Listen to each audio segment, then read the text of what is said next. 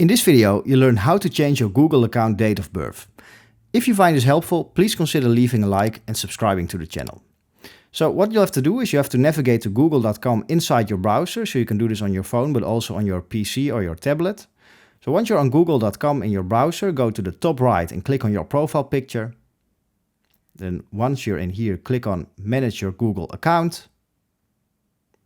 Then in the top bar, you have to click on Personal Info.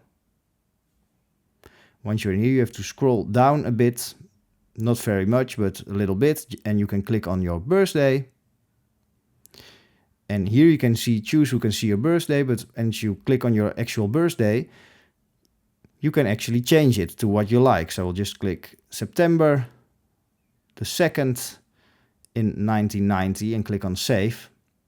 And then it'll ask you, you're 34 years old, is that correct? You can click on Confirm. And right now you've changed your Google account date of birth. If you find this video helpful, please consider subscribing and leaving a like.